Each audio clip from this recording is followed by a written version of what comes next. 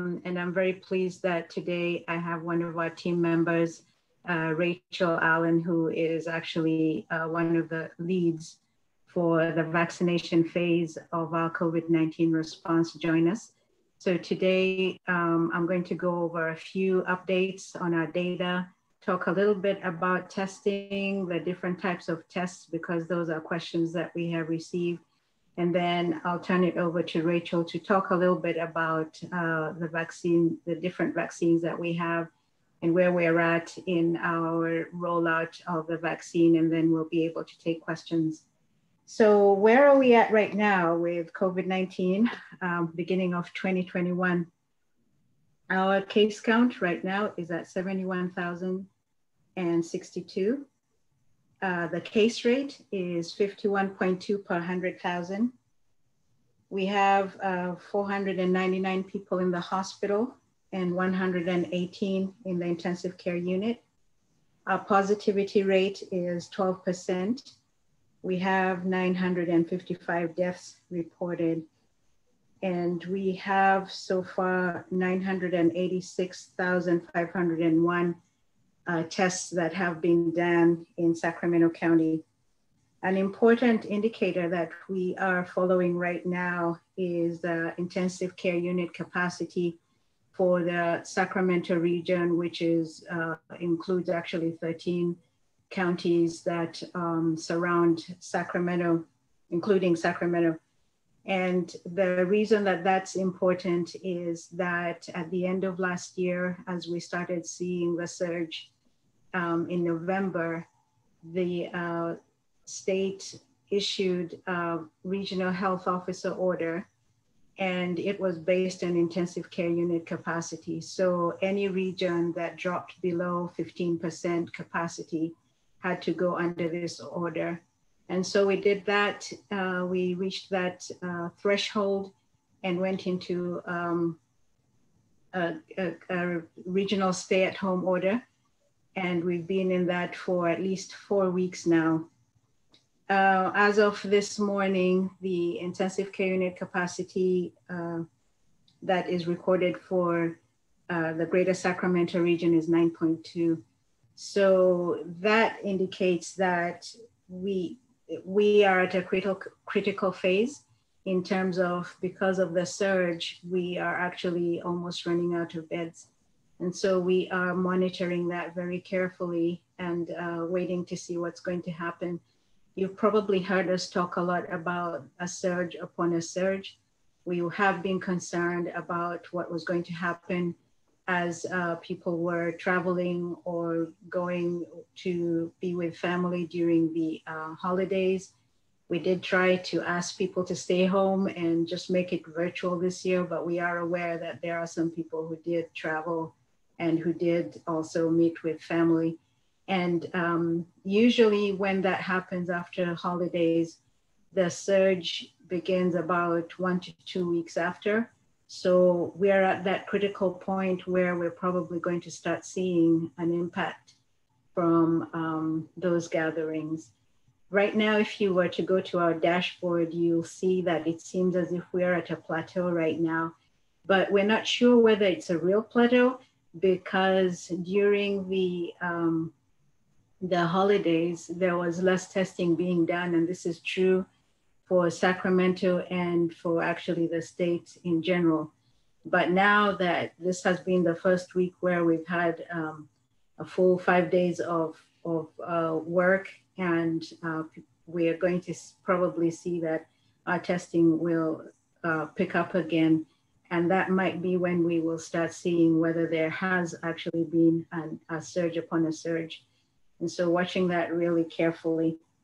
So I wanted to talk very briefly about the different types of tests. These are sometimes questions that are brought up to us. One of the questions we've been asked is, has the virus ever been isolated? And the answer is yes. The tests that are used for isolating the virus are very complicated. There are only a few labs that actually do it. And they use either something called a viral culture, where they actually put a sample on a medium where the virus actually grows. Then they use what they call an electron microscope. If you know a microscope, it's supposed to be able to see, to allow you to see things that are very small, that are not visible with just your eyes. And then electron microscope is even smaller. So that's what you need in order to be able to see a virus. And then they also do what they call gene sequencing, because we know that viruses are composed of genetic material. And so they are able to sequence it. And that's why we know that this belongs to the family of the coronavirus. We do not use those tests on a regular basis for diagnosis because, one, it's very expensive. It takes a long time to be able to do that, but it's very, very important for us to be able to isolate the virus, because that's what allows us to know what is going on, what is causing the pandemic. That's what allows us to actually be able to work on developing the vaccine. So all of those were important steps. But what kind of tests would you look for if you are exhibiting symptoms, or if a friend of yours said, hey, you know what? I just got diagnosed with COVID-19, you should go and get tested. So there are 3 tests that are available, and just wanted to go very briefly about the difference between the different tests so that you understand, you know, the value of each of them, and also understand which ones we are using. The one that we most frequently use, and actually the one that we use to monitor the tests, I mentioned at the beginning that we have over 900,000 tests done in Sacramento County. We use what we call a PCR test. And basically what that test is, and you've probably heard people talk about the swab and how it goes up your nose and stuff. But what that does is, when we get that specimen, we put it into this medium, and we use certain materials that will actually make that virus multiply. And then that allows us to be able to detect it with a specific machine. And that test usually takes several hours, but because the preparation also takes some time, usually when you ask for the test, they will tell you minimum 24 hours. And if there are a lot of tests that they're doing, it might take longer than that. And if you recall, when we had the surge and we didn't have enough tests before, and there was a high demand, if you recall that a lot of people were having to wait long periods of time to get their results, sometimes 9-10 days. And so that was not very effective. But right now, because we do have more capacity for testing, we're still able to get results within a 24-hour to 48 or 72-hour period. So that's the one that is used the most. It's very sensitive. So that's why when we tell people, okay, if you test and you're positive, we suggest you don't test for at least 90 days, because you could be, the test could still show positive, but if it's beyond the 10 days, you might not be infectious anymore. The other test that we use for diagnosis is called an antigen test. And the difference is that with the PCR test, we're looking for the genetic material of the virus. But with the antigen test, you're actually looking for a protein that's part of the virus. And so this test can take a shorter time. And in fact, we have a test that was provided to us through the state called Binax Now, where you can actually put, after you take the swab, you put it into a card and you can get the results in 20 minutes. So it's very quick, can get the results quickly. But the problem with it is that you have to be very, you also have to have the test interpreted very quickly, because if you leave the specimen out for a long time, then you might get a false negative. The other thing with it also is that it might not be as sensitive. And so sometimes people might get, a test that says negative when actually they're having symptoms, or they might get a positive result and they don't have symptoms and they know that they have not been exposed. And in situations like that, we tell them to then go and get the PCR test. So the PCR is what we call our gold standard, because if we're in doubt, we go and do that test. The other one that you've probably heard about is the antibody test, and that one actually uses a blood sample, because what it's looking for is your body's reaction to the virus. So whenever a foreign agent gets into your body, you have a very strong immune system that will detect that, ooh, this person or this thing should not be in our system. And they will produce the chemicals that will actually get rid of that. And they're also they're specialized cells that will actually be able to recognize those foreign bodies and produce the chemicals to kill and get rid of those foreign bodies. And those antibodies will stay in your system for a long time. So the value of this antibody test is, if it's positive, it will tell you that either you're immune or that you have actually been exposed. It's not a very good test for using to know if you have the disease right now or if you're infectious. So that's a very quick overview of the different tests. And actually, a little piece of news that I just got right hot off the press is that the preliminary data from the CDC shows that actually COVID-19 is probably going to be the third leading cause of death in the United States.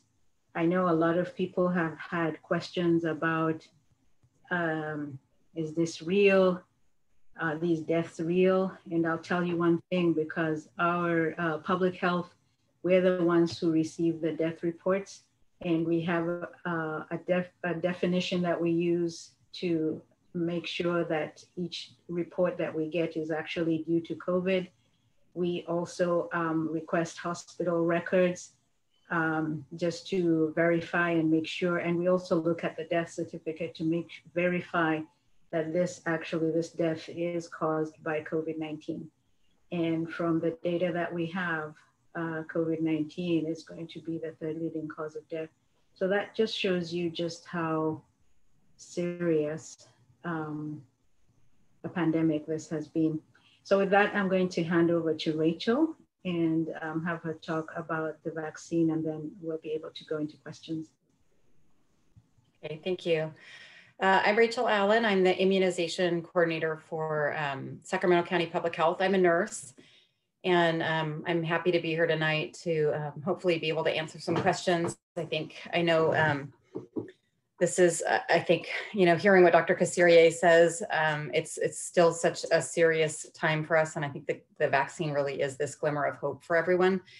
And so I wanted to let you know that we've been working tirelessly, mostly behind the scenes. And that's why we're here, hope to be able to answer some questions. But, and you're gonna hear my dog whining. I'm sorry, he wants to be with me.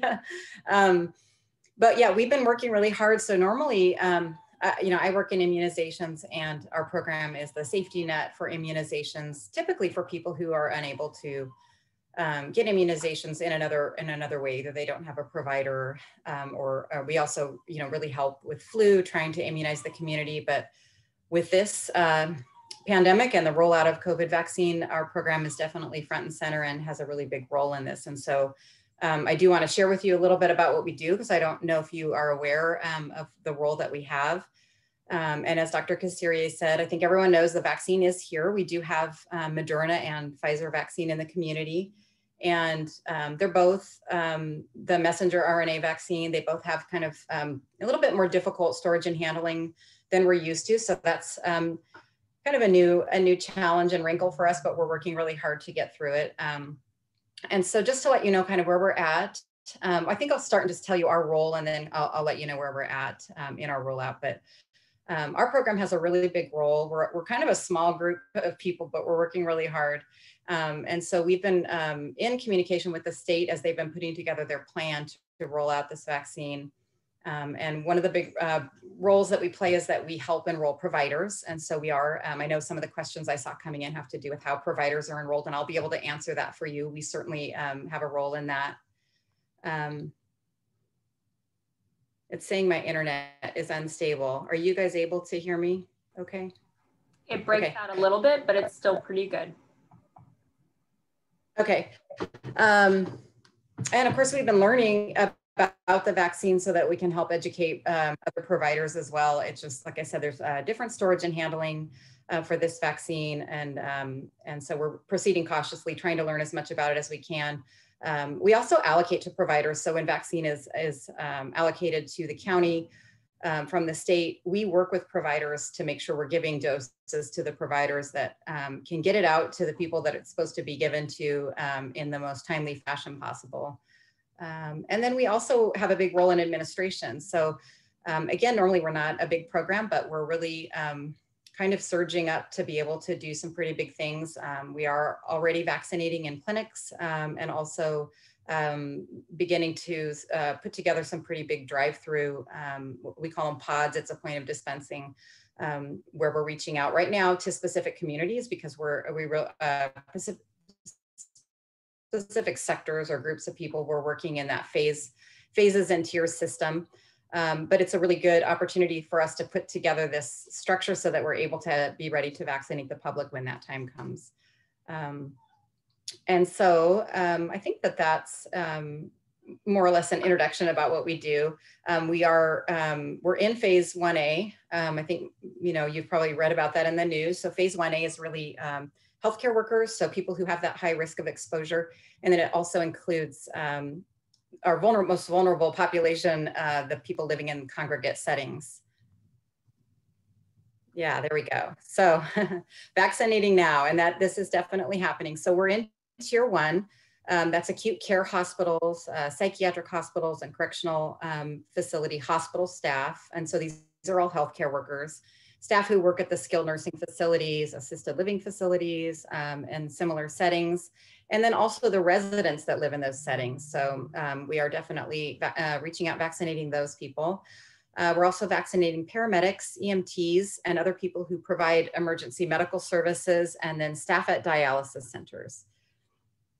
And then we're getting very close, and what I say, dipping our toes into tier 2 and tier 3. The state has really recognized that this isn't, it's not a situation where you're going to finish a tier, it's done and you move on.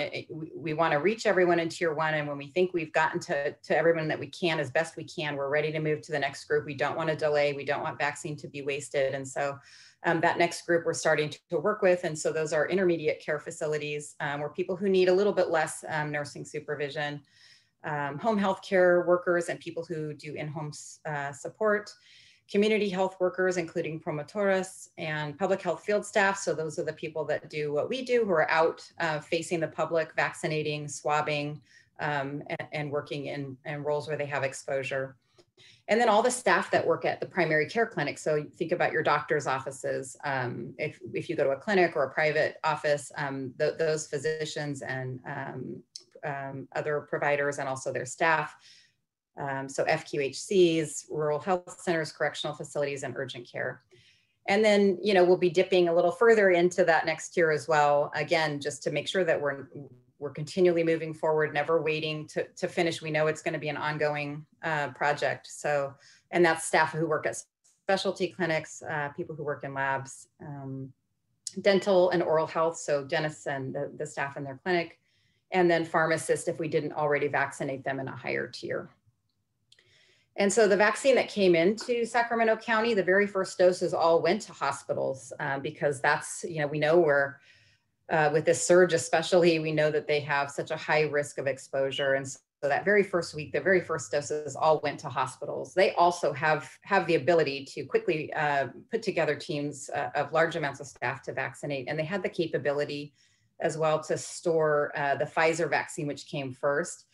And I think, you've probably seen the Pfizer vaccine has to be stored at a really low, it's minus 80 degrees Celsius. So it's very, very cold.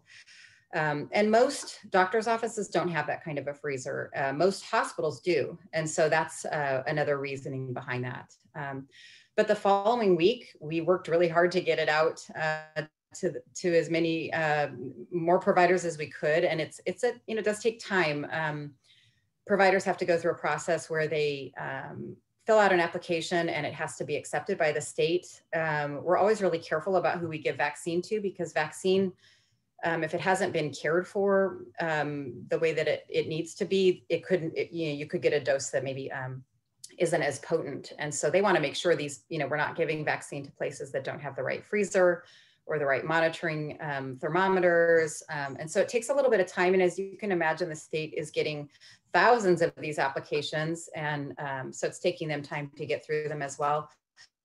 But we're working really hard and continuing every day to get more providers enrolled into our system. And then when we see them in our website, we are able to go in then and allocate to them. And so we're bringing on more providers, and that's really helping a lot. And so we have a lot of clinics already in, a lot of urgent cares. In fact, we have all of the FQHC clinics. So think about ELICA and clinics like that. So, and we're even bringing on other hospitals. So psychiatric hospitals are going to start having vaccine. And we're trying to bring as many providers as we can, thinking ahead that these providers can vaccinate their own staff now, but when we get this vaccine in their hands and they're comfortable with it and they've been using it, they will be really well prepared then when we're ready to vaccinate the larger public. They're going to be just poised and ready to go to do that. So that's, I think, kind of a summary of where we're at. And then we can dig a little bit deeper into that if people have questions. Get into the Q&A. Awesome. Thank you, Rachel. That's really perfect.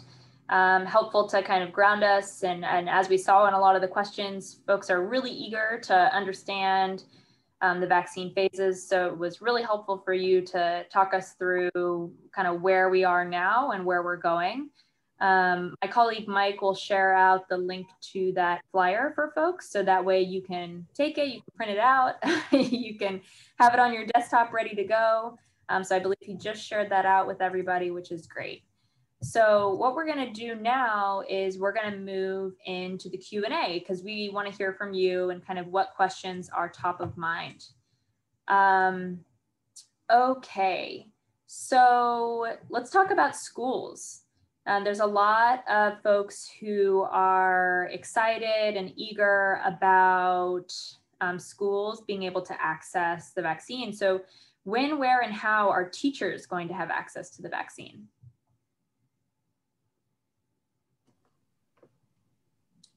I guess do you want to take that, or we could take Sure. that? Yeah, so, we're in phase 1A, which is healthcare workers. And then phase 1B is when we're going to move into those frontline essential workers, and that's going to include teachers. And so we hope soon, we really have this lofty goal to move through phase 1A as quickly as we can. We're also already working with schools to enroll them as providers. We have schools that already carry vaccine and vaccinate students. And so we're going to get them poised and ready to go so that when we're able to vaccinate school staff, we can draw them into that effort. Thanks, Rachel.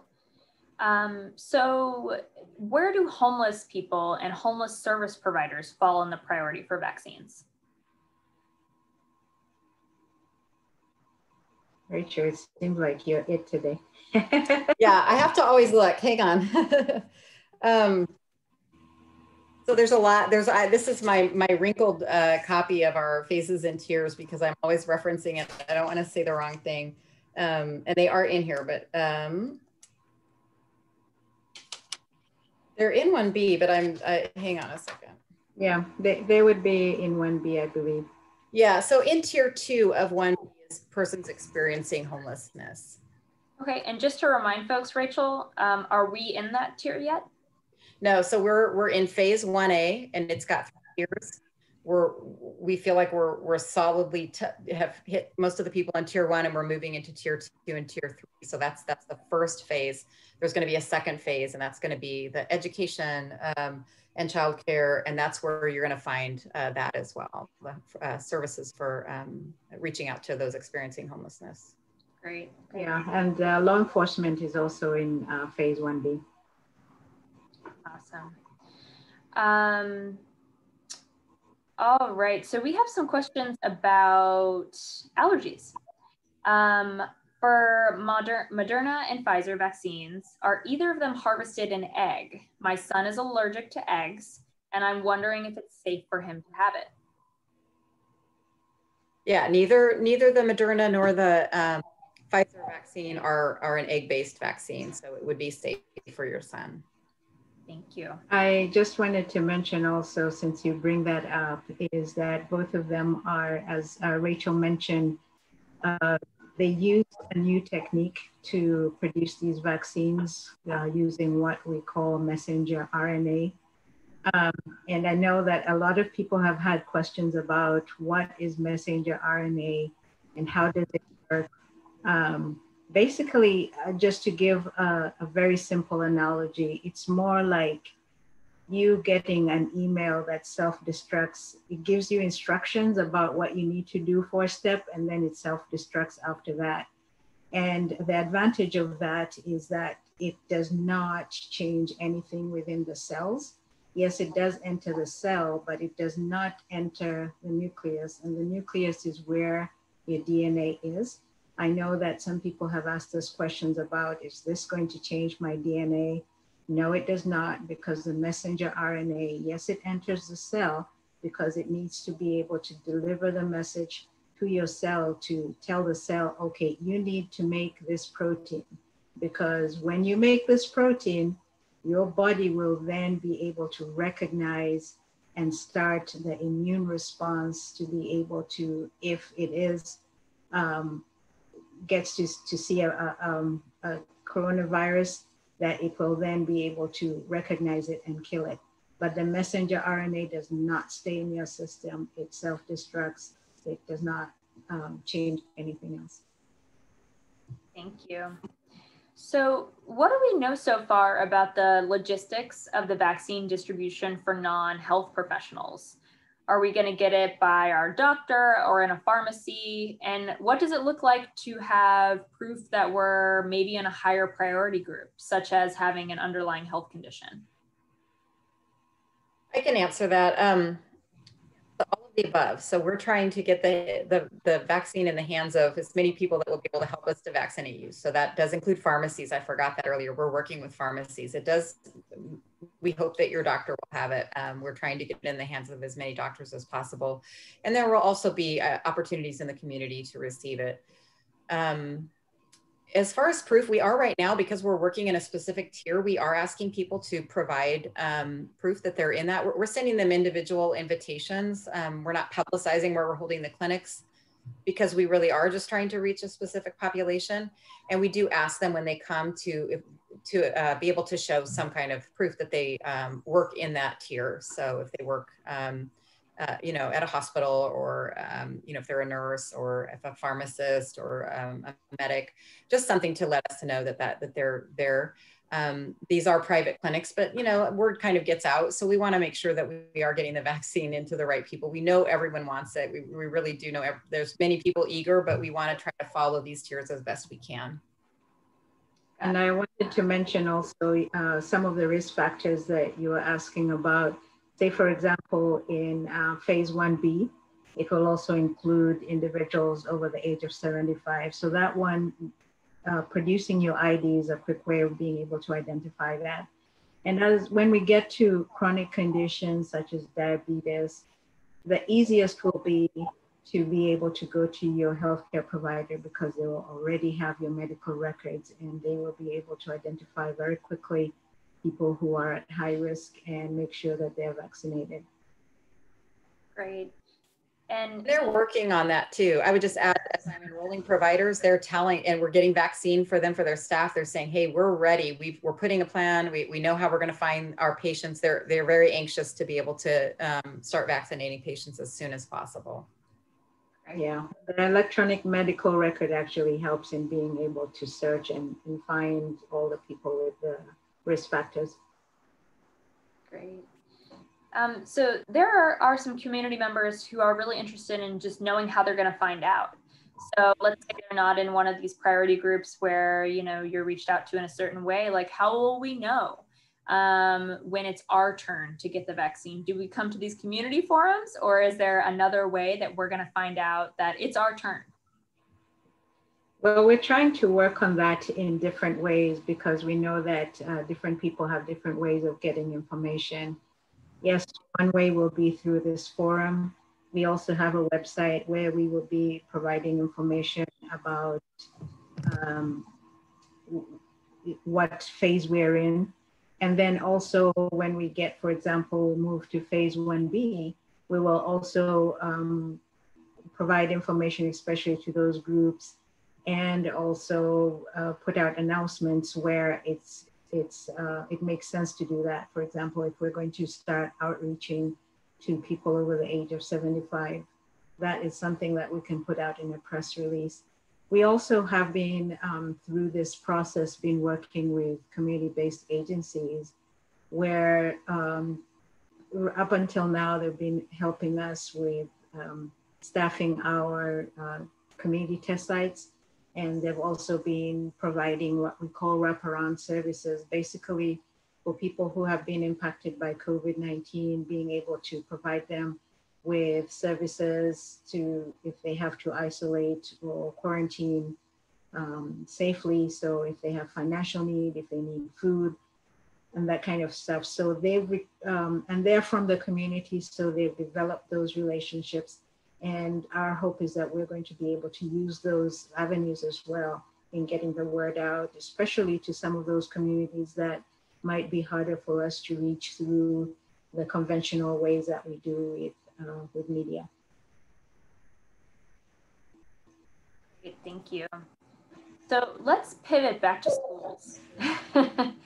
So, you know, we have folks that are really interested in what's happening with schools. And wondering, you know, some public schools in my county are open, but not others. And just wondering, like, how is it legal that some schools are open, but some are not?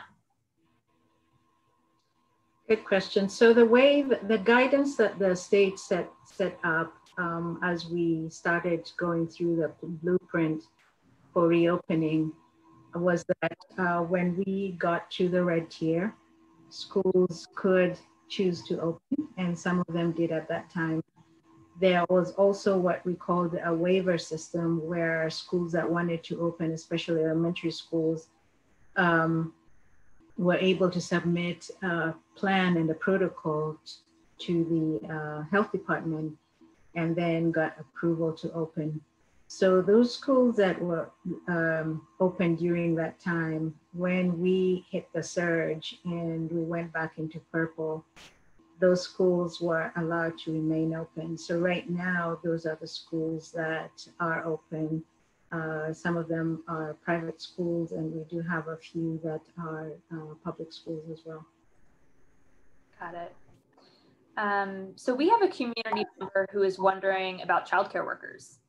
How would childcare workers show proof of employment for the vaccine? They typically do not have a photo ID for their profession. Can they bring a check stub?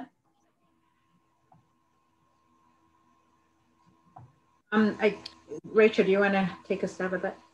Yeah, you know, that's a good question. I think we can be creative there, and we will work, as we're reaching out to these groups, we're working with the associations that they're affiliated with, whether it's licensing, but we, you know, I think we're open to using, we're not trying to keep anybody out from getting the vaccine. So we will make sure that we're using a method that is pretty easily obtainable. Yeah, I think Dr. Kasirye, do you have thoughts on that as well? Yeah, I think we're still working through that, but yeah, Rachel is right that our goal is not to stop people from getting the vaccine. The reason that we're going through this prioritization is because we have very limited supply of the vaccine. So we want to really be able to get to those that have the highest need in terms of the risk. And so that's why we started off with healthcare and long-term care facilities. But as we go further down, yes, we will definitely will ask for a form of ID because, we want to make sure that we know who we're giving it to, especially because there are 2 doses. But in terms of some of these proofs, I think where it's not that easy, I think we're going to be creative. We might use lists that we have or points of contact that will help us in identifying the people. Great, thank you. And so is this vaccine like the flu vaccine where we're going to get it once a year and it's going to be an annual occurrence, or is this different? So right now, some of those answers we do not know. We know that from the trials that have been done, we know that both of the vaccines that we have are effective, but we don't know how long that effectiveness will last. Of course, I think everyone's hoping that it will be a lifetime, so you get it once and that's it. But I think we will be able to find out with time because those who are part of the trial are actually still continuing to be followed up. And so that data will help determine, and also of course, we're still checking on cases, so that will help us determine if an additional booster is needed at one time or not. Great. So it sounds like there's still information to be learned. So it'll be great for us to continue to communicate updates to you all as things come up. So, we have a community members whose Aunt Sue is worried about the microchip in the vaccine and is wondering which vaccine has the smaller chip. There's a lot of information out there around the vaccine and around COVID-19. So I think it'll be helpful to provide some information from public health around this question. Rachel, do you want to start? Sure, we can take it together. We always encourage people to use scientific sources when looking at vaccines, when really examining the safety around a vaccine. So, the CDC is a great place to go. The Immunization Action Coalition is a great place to go. American Academy of Pediatrics, when we're looking at childhood immunizations. And so we really encourage people to do their research. We know that you want to know about vaccines and whether they're safe and what's in them. These vaccines do not have a microchip in them. They are safe. The data that we have shows that they're safe, and we encourage people to do that research, but please go to a source that really uses a scientific method to prove that. Is there a source that you recommend, Rachel? I mean, the CDC has great information on this. It really is a great place to go. Yeah. Great. And Mike, maybe you can provide the website for the CDC in the chat, just so folks know how to get to that resource. All right. So let's see. Some folks who have some questions about side effects. Now, Rachel, I know you talked about this briefly about how, it's being shown to be safe, but if you could talk a little bit more about side effects. Sure. When you get a vaccine, you're getting a little tiny bit of a virus. In this case, or something that's going to produce an immune response can be similar to illness. So this vaccine we do know has some side effects. We do want people to expect that and not to think that it's giving them a case of COVID, or that maybe they're having a reaction and they shouldn't get the second dose. And so the side effects, most people are saying definitely a very sore arm. That's not unusual for vaccines. If you think about the measles vaccine and also your tetanus shot that you have to get every 10 years, They also kind of give you that like punched in the arm feeling then for a day or two. A smaller group report having a fever, some body aches, or just fatigue. And so we really want people to know, yes, you might feel that after you're being vaccinated. And we're careful too, as we, especially working in healthcare and essential workers too. We don't want, you know, an office or a hospital to vaccinate everyone on one day, because people really might need a day of downtime just to kind of feel better and before they want to return to work. So think about that when you're getting vaccinated. It's not a bad idea to do it at the end of your last day of work or on your day off as well. But don't be discouraged by side effects. We want you to come back and get your second dose. The side effects are telling us that your body's making immunity, and that's really what we're trying to do. And I also wanted to make sure, because this is another question we're asked a lot, the vaccine does not contain any part of the virus, so it will not give you COVID-19. What we mentioned is that it has what we call messenger RNA, which actually carries a message to your cells to tell them, okay, produce this protein. And the protein is very similar to what is found on the virus. And that is what helps the cells to then start that immune system. And as Rachel has said, the reason that you're getting some of these side effects is because your immune system is actually beginning to kick up and say, hey, what's going on here? So a lot of the people that have gotten it have either had no side effects at all or very mild side effects. So we do encourage people to not be afraid to come for the vaccine. I think one thing maybe to note is that if you have had a history of severe allergies, that you talk to your healthcare provider first before you get the vaccine. Great. So we're gonna do a little something now where we're gonna do pull up the vaccine document that we looked at earlier, Rachel. And there are just about 10 people who have very specific questions on where they fit in. So we're gonna pull up the vaccine document, and you probably saw me looking down. I was still focused on this session, but I was writing down the different specific cases that people brought up. So let me share my screen. Okay, so Rachel and Dr. K, we have a question about community health workers. Where do they fall in? What was that? Community health workers. Oh, okay. Community health workers are actually right there. Yeah, tier 2. Yeah. Tier 2. And just to remind people, we're here in the blue. Is that right? Okay, so we're not quite at tier 2, but it looks like that is in the next phase for community health workers. We have an 81-year-old who's interested in knowing where they fit in.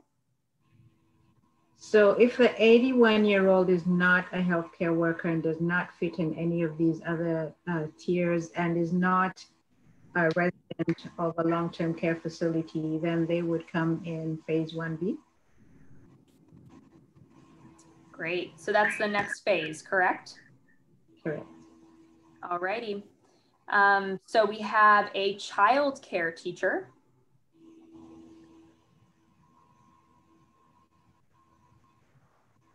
Yeah, so they're in, that's the first part of the phase 1B.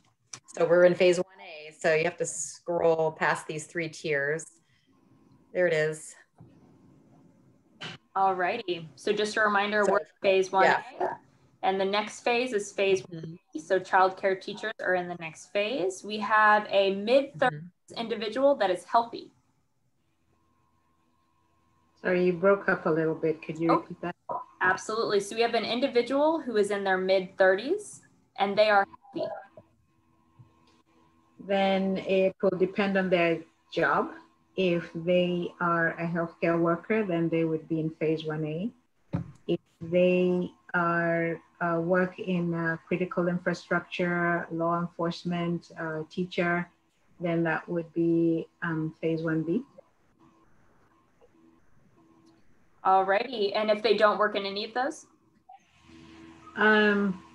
Yeah, you know, they're actually still building up phase 1B, so they might add more to that. And actually, there's also phase 1C if you want to scroll down a little bit. That also, oh, we didn't put 1C, I guess because it's still being built out. But 1C also will include essential service workers. And the reason for focusing on essential service workers and critical infrastructure is that these are people who, even during the shutdown, they had to go to work because of the nature of the work that they did. They did not have the luxury of working from home or telecommuting. And many of them, for example, those that work in transportation, actually interface with the public on a regular basis. So because of that, they do have a higher level of risk. And so that's why they are part of the 1B. And so utility workers and restaurant workers, would those fit into the food and agriculture and frontline essential for phase 1B? Yes. Okay. We have university faculty. I guess those are teachers. And so those fit into 1B. 1B. And then finally, we have some individuals that work at assisted living facilities. So assisted living would be phase 1A because that would be congregate settings. All righty, great. So thank you for that rapid fire phase questions. You know, folks are really, there's a lot of nuance as you all are describing and who fits into what. So folks really appreciate being able to understand where they fit in. Okay, so let's pivot a little bit to the public health officer order. Is the county still following up with businesses who are not complying with the order?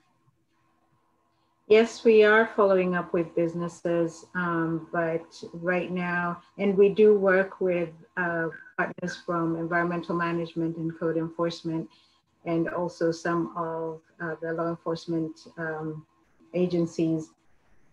But what we're focusing on is education.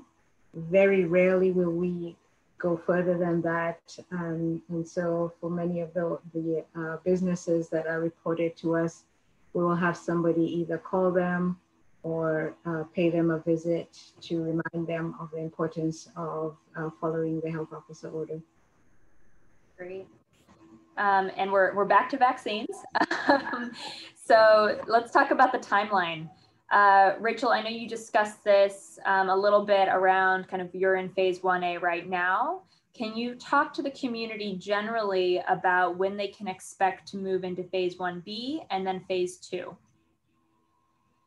So there's two things really that kind of determine how we're going to move and how quickly we can move. One is how many people are in that tier. So, you know, Sacramento County is a big county.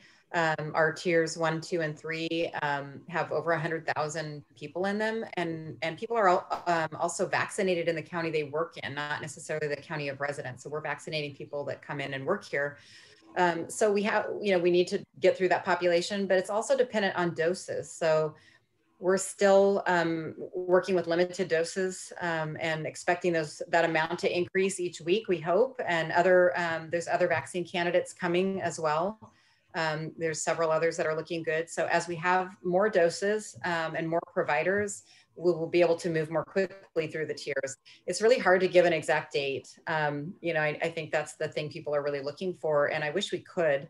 But I guess I would say this: we're moving as quickly as we can. And like I said, we're not staying in tier 1 to complete it before we go to tier 2. We're going to keep moving, and we will continue to capture people from tier 1, even when we're in tier 2, and we're going to keep moving as quickly as we can, but as safely as we can as well.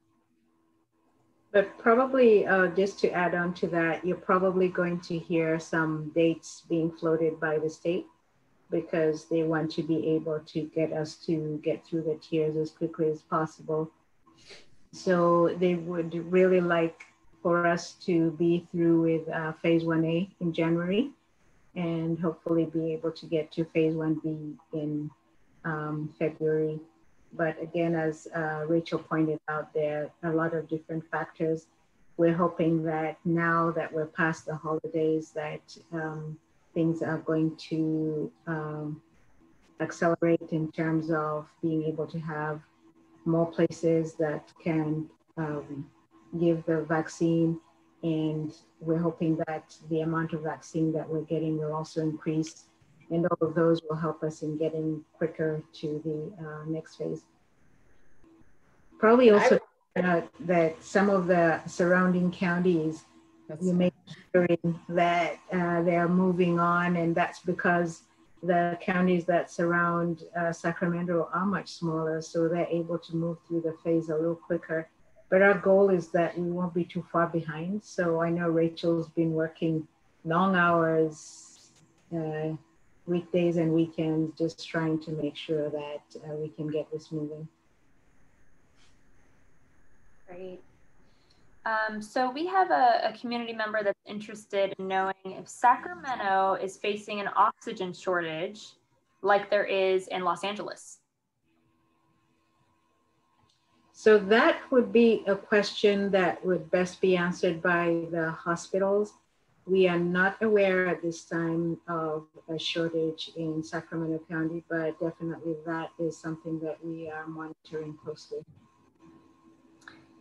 So we have a community member, Anna, who is wondering how they can help volunteer with the rollout of the vaccine. I can answer that. So we are going to need volunteers, and we are using volunteers already. We use volunteers through the Sacramento Medical Reserve Corps. So if you are a medical if you have a medical background, that's a really great place for you to volunteer. They also use non-medical people as well. And we've used them a lot for our flu vaccine clinics, and we're starting to pull them in as we're putting together clinics and larger drive-throughs. They'll be helping us as well. I think that's probably the best way. Dr. Kasirye, do you have other thoughts? Yes, that's the best way, because with the Medical Reserve Corps, they will make sure that they do the background screening so that when the referral is made to us, you're ready to go, basically. And as Rachel pointed out, we've depended very heavily on the support that we've gotten from our volunteers. They work in different places. They've worked at our testing sites, helped us with answering the phones, helped us with paperwork, whatever is available. And as we are going into the vaccination, definitely there's a lot of data entry, a lot of paperwork, a lot of phone calls and emails that we get that need to be responded to. And also in support of the clinic, being able to, for those that are able to vaccinate, being able to help with the vaccination.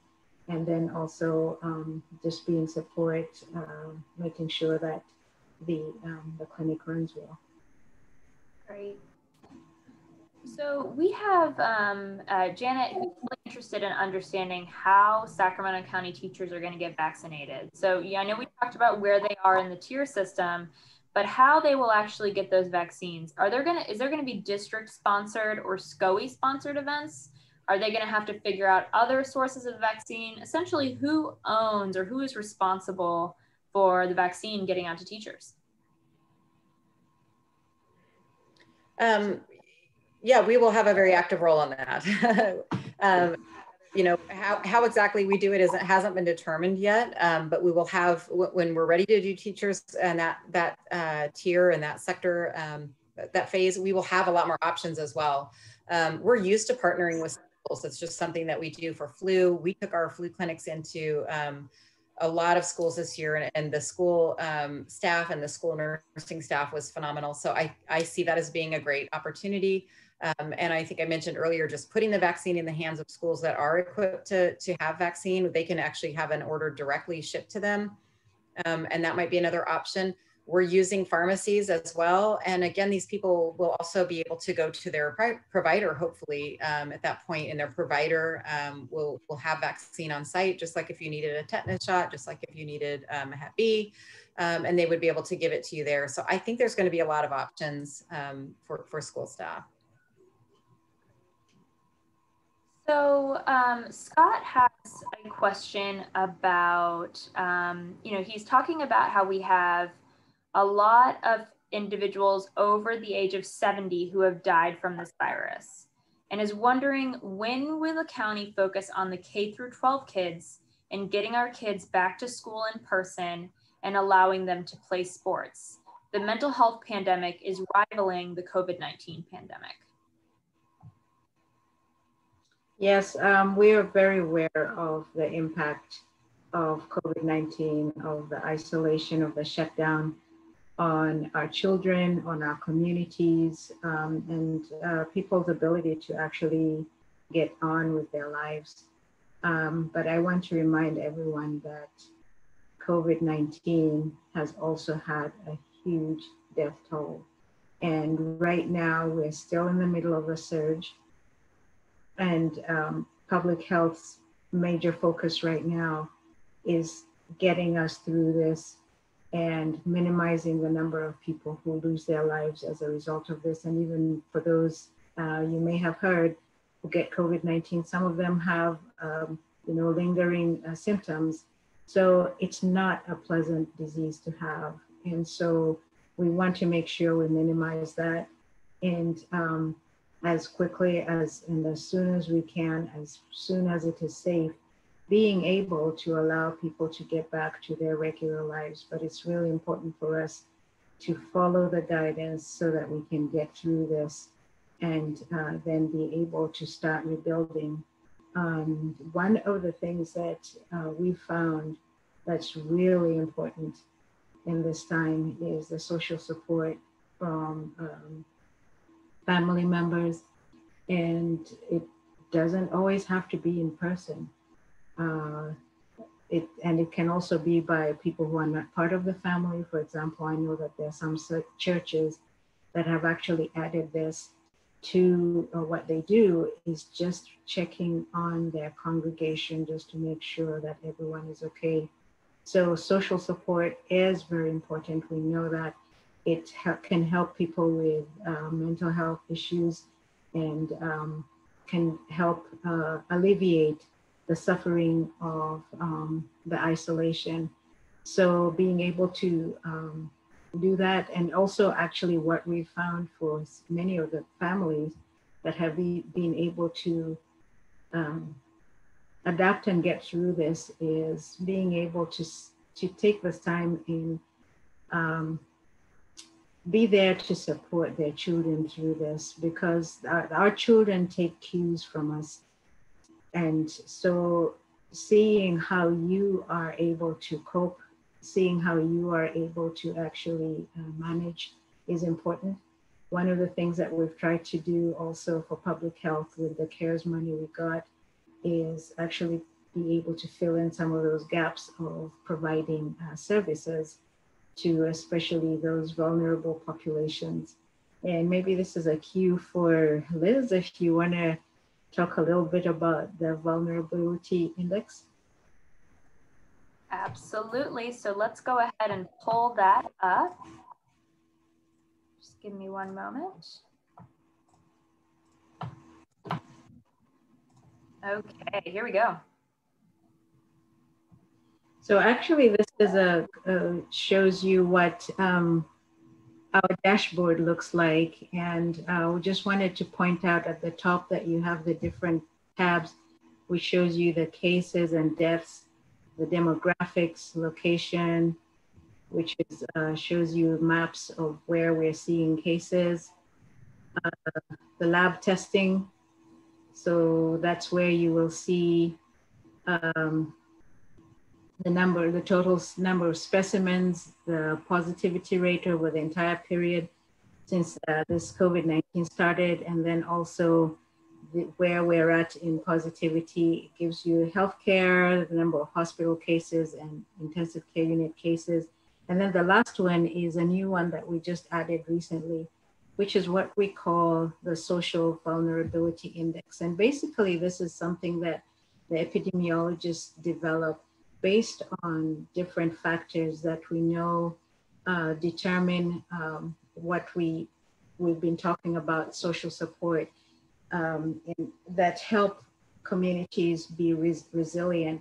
So being able to put that together and develop an index that helps us to find out which areas in the community are at highest risk, either because of higher rates of poverty or higher rates of certain communicable diseases, actually not communicable diseases, chronic diseases. And yeah, so poverty is one of those, education, transportation, and also the language is spoken, because oftentimes when English as a second language, it also is an indication of how vulnerable that community is, because oftentimes they're isolated, they may not have access to all of the resources. So that helps us in being able to identify communities to focus on. So when you look at this, you see some of those areas. And actually, if you were to overlay this with the map that shows where we're having the highest positive numbers, it actually almost matches. That's the location. Yeah. It almost matches, and that's because communities that have a high social vulnerability index are also at highest risk of actually getting COVID-19 and also having severe disease. So these are some of the things that we look at in order to see where to target the resources that we are providing. So kind of a long-winded answer to your question.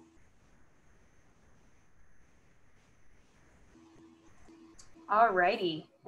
So now I have my dog in the background saying hello. Ship status considered for obtaining the vaccine.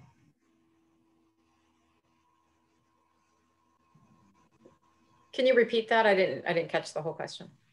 Is citizenship status considered for obtaining the vaccine? No. We have vaccine residents of Sacramento County. So anyone living here. Great. And that's true for a lot of the public health services that we provide. We do not ask about citizenship status, because our goal is to be able to provide services regardless of the status of a person. So we have Tan, who is interested in understanding some updates that have come in recently. Dr. Kasirye, can you go over the guidelines of when an individual who has tested positive with COVID-19 maybe has spread it to the whole family, and we're calculating their time frame for quarantine or isolation before they can go back to work? There have been some recent changes to the guideline. For example, a family of 5 may have been exposed and started symptoms at different times. How do we determine their isolation timeframe? That's a good question, and that is why we have a team of nurses that help families with being able to figure this out, because there are a couple of factors that come into that. Say, for example, the isolation for the person who first got the disease starts at the time when their symptoms started, and also, or if they did not have symptoms, starts at the time when they got their when they got their test. And it goes for a period of 10 days. And then for the other individuals in the household, their period of quarantine starts at the time that the person goes into isolation. But if the person, if they still have interaction with that person, and this is true especially for households where it's difficult to isolate, if it's a large household, people are sharing bedrooms, it might not be possible to isolate, then they're continuing to be exposed. So their last date of exposure is the 10th day for that person. And then you have to add an additional 10 days to that. So if one of the people, another person in the household gets COVID-19, it just starts all over again. So it could go on for a while. Alrighty. So if my friend's been vaccinated and works at a hospital, is it safe to have her over to our house for a visit? At this time, we are still under the stay at home, and we are also discouraging gatherings. And even for people who have been vaccinated, they still have to take the precautions. One, because you do need to have the 2 doses before you have the over 90% protection that has been shown from the trials. And it does take at least 2 weeks to get to that. And the other also, and this is a factor of epidemiology, is that in addition to being vaccinated, protection of the community is also dependent on how many people or what percentage of the community is vaccinated. So if you're the only one who's been vaccinated, because the protection is not 100%, there's still that slim chance because of the exposure. But if we get to the point where a large percentage of the population is vaccinated, then that does reduce the risk of contracting the disease. And this is a concept that we use for a lot of communicable diseases. And you've probably heard about the term herd immunity. And that's because you are actually helping one another and helping protect one another when you're all vaccinated. So we have some community members who are interested in how the 2 shots work. So can you all just talk us through, like, what does that look like? And what do we do between the shots? Just, you know, how does that work? I'll let Rachel take that one. Rachel, are you on? I don't know if she froze. I think she may be frozen. Oh, okay. Then I'll start. A little bit, but I think I heard what you said. So the 2 vaccines, yeah. Can you hear me? Yes. Your face is frozen, but we can hear your audio. So people are wondering about the 2 shots that you have to get. Okay. I'll keep talking and then tell me to stop if you can't hear me. We have the 2 vaccines. They're both messenger RNA, but they are a little bit different. The Pfizer vaccine is that ultra cold vaccine, and you get 2 doses, one at, we call it day 1, and then one at day 21. So three weeks later, you need to come back in for that second shot. It's the same exact vaccine. It's not a booster. It's the second dose in the series. And then, like Dr. Kasirye said, we usually tack a couple of weeks onto that before we really think that you've achieved that immunity that we're going for, that over 90%. The Moderna vaccine is also frozen, but not kept at the ultra cold. It's just kept in a normal freezer. And it's a 2-dose series as well that are 4 weeks apart. So one on day 1 and then one on day 28. Doesn't have to be exactly that day, but we try to get as close as we can. And then again, you want another couple of weeks to really get that full immunity.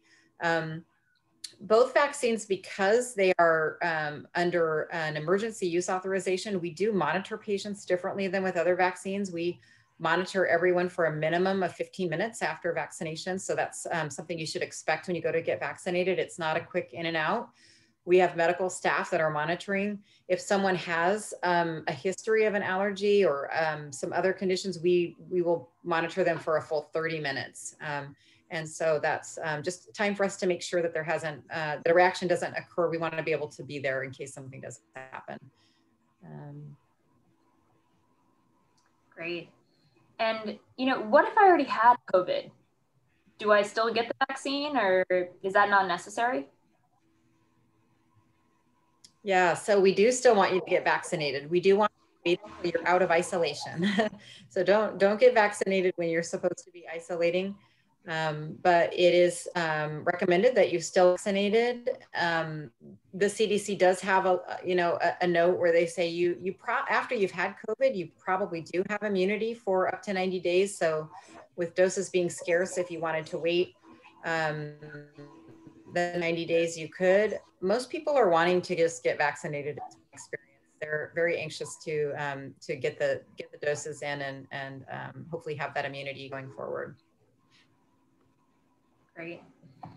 So we have some individuals interested in understanding how they get their vaccine from Kaiser.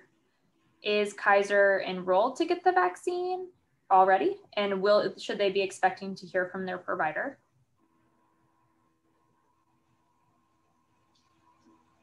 Go ahead, Rachel. Or if you're frozen, I'll start. Okay. Yes.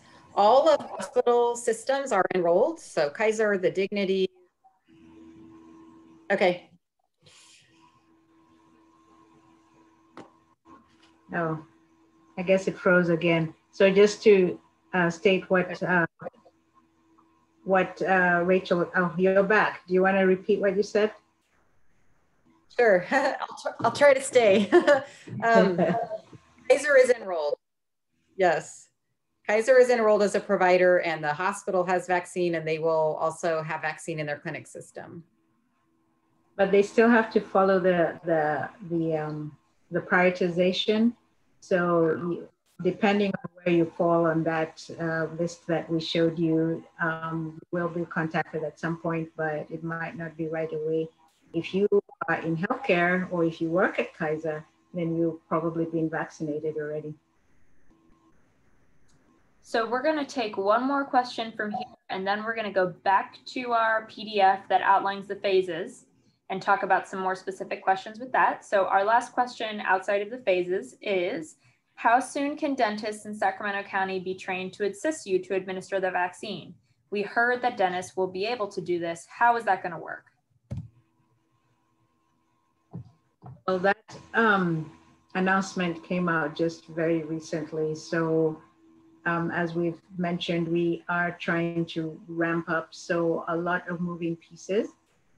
We are very grateful for the additional assistance that dentists and other healthcare providers that are able to give vaccine will help us with. But we want to also make sure that we give the correct amount of training, and so that when people go in to start getting the vaccination, they will be ready. So it's going to probably be phased in. And as we mentioned before, being able to sign up as a Medical Reserve Corps volunteer is one quick way of being able to make sure that you're ready when we ask, because probably that's where our requests are going to go to for the volunteers. Great. So we're going to pop over to the PDF. So I'm going to go ahead and I'm going to share my screen. So Rachel and Dr. K, there maybe have been some people who have hopped on throughout this conversation. So let's assume that they haven't heard us at the beginning part. And we're gonna talk about these phases again. So Rachel, what phase are we in right now? So we're in phase 1A, and we are currently vaccinating everyone who meets the criteria for tier 1 of that phase 1. So that blue area that you see with the red check marks. Okay. And what if I've already tested positive? Is there a specific staff, medical? Sorry. What if I've already tested positive? Am I? Okay. Can you hear me? She might have a delay. It's breaking up. Okay. Can you hear me now? Mm-hmm. Yes. Okay. So if I already had COVID-19, is there a specific place for me in this tier system?